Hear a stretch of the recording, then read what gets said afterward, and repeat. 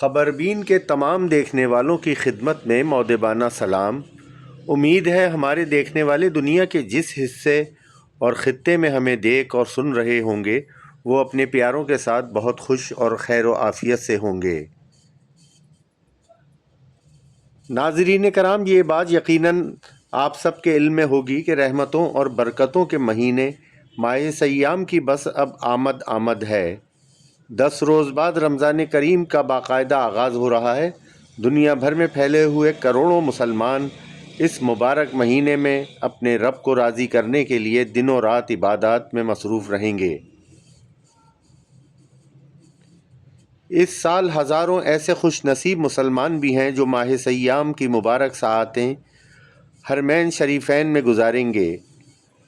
یہ بڑی خوش نصیبی کی بات ہے کہ لگ بھگ 30 سال کے طویل عرصے کے بعد رمضان المبارک موسم سرما کے اختتام پر آ رہا ہے۔ اگر رمضان المبارک کے دوران سعودی عرب کے موسم کی بات کی جائے تو اس سال پوری مملکت میں بہت زیادہ بارشیں ہوئی ہیں۔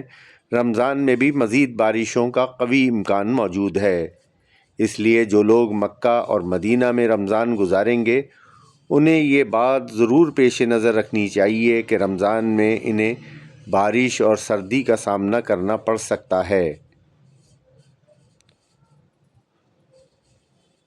آپ بھی اگر رمضان المبارک میں حجاز مقدس جا رہے ہیں تو سردی کی مناسبت سے گرم کپڑے، نزلے زکام اور بخار سے بچاؤ کی ادویات، برساتی اور چھتری وغیرہ لے جانا نہ بھولیے گا۔ وہاں ویسے تو ہر قسم کی دوائیں اور دوسری تمام ضروری اشیاء بآسانی مل جاتی ہیں، مگر ریالوں میں آپ جب کنورٹ کریں گے تو وہ کافی مہنگی آپ کو محسوس ہوں گی۔ ایک اور بات آپ کو بتاتے چلیں کہ مکہ اور مدینہ میں تمام عمرہ زائرین کو سعودی حکومت کی جانب سے بیماری کی صورت میں ہر قسم کے علاج معالجے کی سہولت حاصل ہے، مگر کوشش اور دعا کریں کہ اس کی نوبت ہی نہ آئے، کیونکہ مکہ اور مدینہ میں جو سرکاری اسپتال یا ڈسپنسریاں زائرین کے لیے مختص ہیں وہاں بہت زیادہ رش ہوتا ہے اور ڈاکٹرز بھی مخصوص اوقات میں ہی مریضوں کو دیکھتے ہیں۔ اگر آپ کسی پرائیویٹ اسپتال میں چلے گئے تو وہاں کی فیس بہت زیادہ ادا کرنا ہوگی۔